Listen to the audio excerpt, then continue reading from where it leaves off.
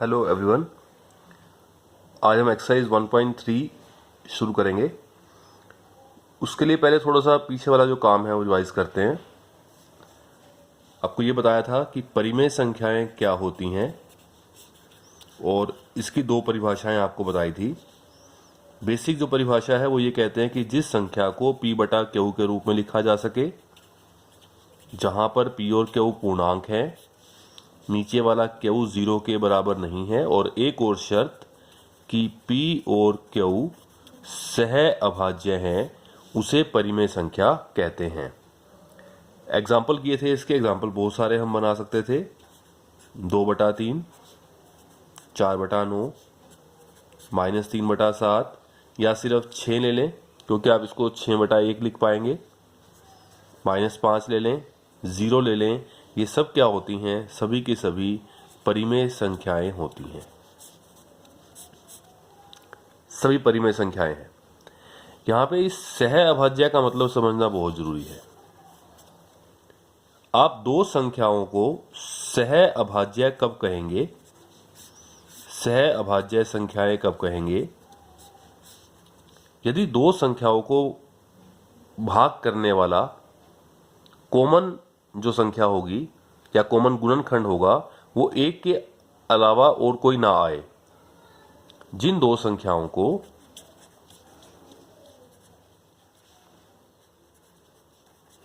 एक के अतिरिक्त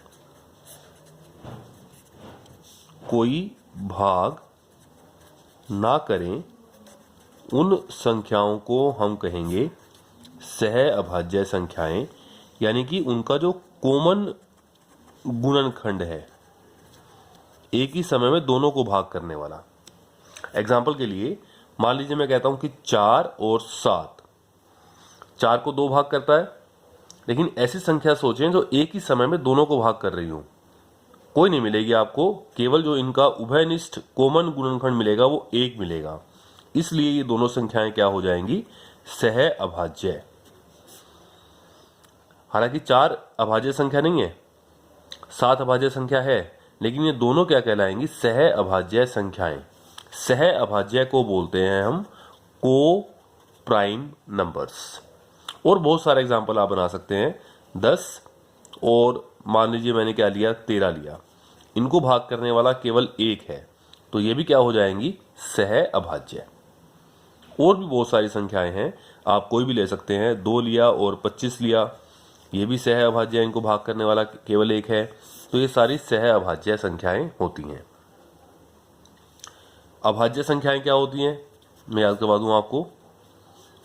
अभाज्य संख्याएं जो केवल 1 और अपने आप से भाग हों, ये दो गुणनखंड आ जाएं, केवल 1 से भाग हो और अपने आप से भाग हो, उन्हें सह अभाज्य, उन्हें अभाज्य संख्याएं कहते हैं। ये स्टार्ट कहां से होती हैं? 1 से नहीं होती।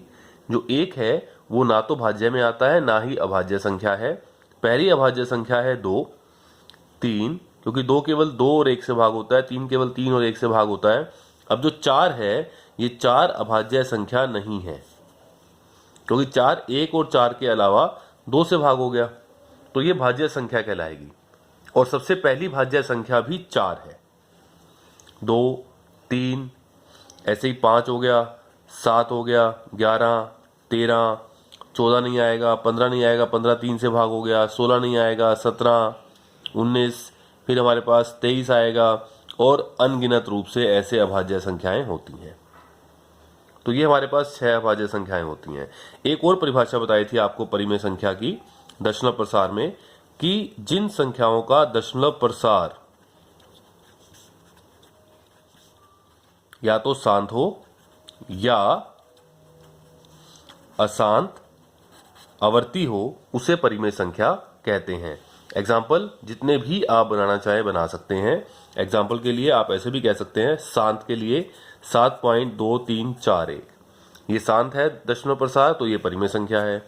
या अशांत आवर्ती, आवर्ती का मतलब रिपीट करे, बार बार आए, 18.431, 431, 431, और ऐसे चलता रहेगा। आप इसको ऐसे भी लिख सकते हैं, जो चीज बार बार आ रही है उसके ऊपर बार लगा सकते हैं, तो ये भी क्या है? परिमेय संख्या है। तो ये परिमेय संख्याएं आपको बताई थी। फिर आपको बताई थी कि अपरिमेय संख्याएं क्या होती हैं। जिस संख्या को हम p बटा q के रूप में ना लिख पाए, या ऐसे कह दें कि जो संख्याएं परिमेय न हो उसे अपरिमेय संख्या कहते हैं। अब कोई पूछे आपसे इसके एग्जाम्पल क्या थे, तो हमने एग्जाम्पल के लिए कहा था कि आप कोई भी अभाज्य संख्या ले लें और उनके वर्गमूल कर दें, वो सारी की सारी क्या हो जाएंगी हमारे पास, वो सारी की सारी अपरिमेय संख्याएं हो जाएंगी। तो एग्जाम्पल क्या बनेंगे, इन सब के वर्गमूल, यानी कि वर्गमूल 2, वर्गमूल 3 अपरिमेय संख्या, वर्गमूल 5, वर्गमूल 7, वर्गमूल 11, वर्गमूल 13, वर्गमूल 17 और ऐसे ये सारे एग्जाम्पल किसके हैं, अपरिमेय संख्याओं के। आज एक्सरसाइज 1.3 में हमने जो सीखना है, हम इनको प्रूव करेंगे कि हम सिद्ध करेंगे कि वर्गमूल 2 एक अपरिमेय संख्या है, या वर्गमूल 3 एक अपरिमेय संख्या है, या वर्गमूल 5 एक अपरिमेय संख्या है, या वर्गमूल 7 एक अपरिमेय संख्या है। ये सभी क्वेश्चन एक ही तरह से होंगे। अगर आपको एक समझ में आता है तो ये सारे क्वेश्चन आपको समझ में आ गए। जहां हम सिद्ध करेंगे वर्गमूल 2 एक अपरिमेय संख्या है, वहां जहां 2 लिखा है, 2 की जगह आप 3 कर दें, ये क्वेश्चन बन गया, 5 कर दें, ये बन गया, 7 कर दें, ये बन गया। तो सभी को प्रूव करने का एक ही तरीका हमारे पास होगा और बहुत इंपॉर्टेंट क्वेश्चन है। आप ये मान के चलें कि हरियाणा बोर्ड के जो बोर्ड एग्जाम होंगे उसमें ये 3 मार्क्स का क्वेश्चन आना ही आना है, इस तरह से एक्सरसाइज 1.3 में से, और क्वेश्चन का नंबर होगा 17th। ये 3 मार्क्स का क्वेश्चन तो आएगा ही आएगा 1.3 में से। तो ये अपरिमेय संख्याएं होती हैं। एक और भी परिभाषा थी अपरिमेय की, दूसरी परिभाषा क्या थी कि जिसका दशमलव प्रसार शांत हो या अशांत आवर्ती हो वो तो होती है परिमेय संख्या, और जिसका दशमलव प्रसार अशांत अनावर्ती आ जाए, अशांत का मतलब कभी खत्म ना हो, अनावर्ती का मतलब कुछ भी रिपीट ना हो, वो क्या बन जाएगी, अपरिमेय संख्या हो जाएगी। आप इस तरह से भी इसके एग्जांपल दे सकते हैं। मान लीजिए मैंने कहा 18.3 के बाद 1 0, 3 के बाद 2 0, 3 के बाद 3 0, 3 के बाद 4 0 और ऐसे चलता रहेगा। ये अशांत है, कभी खत्म नहीं हो रहा और कोई भी चीज रिपीट नहीं हो रही, तो ये अपरिमेय का एग्जाम्पल हो जाएगा। ऐसे आप जितने मर्जी एग्जाम्पल दे सकते हैं अपरिमेय संख्याओं के। तो ये परिमेय हो संख्या हो गई, ये अपरिमेय संख्या हो गई। ठीक है, आप अपरिमेय संख्याओं के एग्जाम्पल कैसे दे रहे हैं कि कोई भी अभाज्य संख्या के वर्गमूल ले रहे हैं, वो सारी अपरिमेय संख्या होती हैं। लेकिन इसका यह मतलब नहीं हुआ कि वर्गमूल 11 अपरिमेय है, वर्गमूल 13 अपरिमेय है, इसके बीच में जो वर्गमूल 12 है वो आपकी परिमेय संख्या हो गई, या वर्गमूल 14 है वो परिमेय हो गई, या वर्गमूल 15 है वो परिमेय हो गई। ऐसा नहीं है। एक बात आप और नोट करें, कभी आप एक परिमेय और एक अपरिमेय संख्याओं को जोड़ते हैं या घटाते हैं, एक परिमेय और एक अपरिमेय, जैसे 3 और प्लस वर्गमूल 2, ये 3 क्या है, परिमेय संख्या, और ये वर्गमूल 2 क्या है, अपरिमेय संख्या।